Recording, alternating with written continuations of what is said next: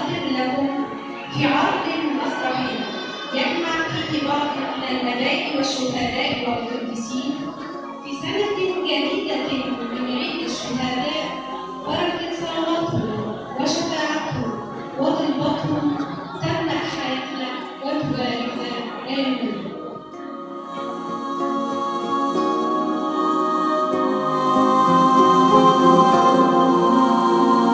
نسجد لاسم الثالوث الرب الإله العظيم الواحد في اللاهوت المثلث الأقانيم.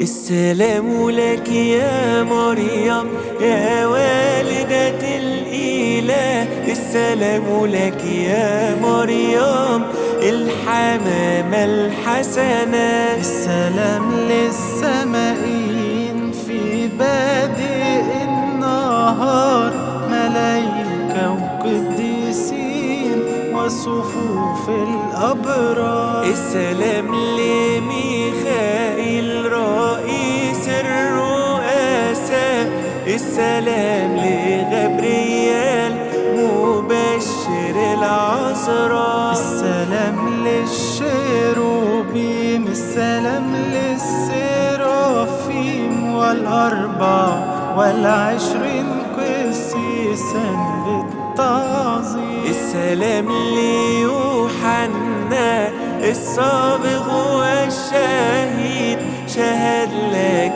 المسيح كأعظم المواليد. السلام لل12 رسولا المختارين، السلام لمن كرزوا باسم الرب الآمين. السلام لماري مرقس مبدد الأوثان، السلام للإنجيل مبشرنا بالإيمان. السلام لاستيفانوس أول الشهداء، رئيس الشمامسة وناظر السماء. السلام لماري جرجس الجندي الأمين، السلام لمن اعترف بالرب أمام سلاطين. السلام للعجيبي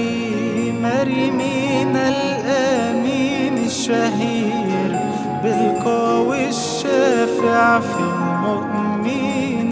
السلام للعفيفة دنيانا الشهيدة وال40 عذراء في أيقونة مجيدة. السلام لكل صفوف الشهداء الأبرار، الذين سفكوا دمهم واحتملوا السيف والنار. السلام لأنبا أنطونيوس أب كل الرهبان، السلام لأنبا أولاد من ليس له مكان. السلام للثلاث مقرات كواكب البرية، السلام لأنبا بيشوي صاحب أحلى عطية.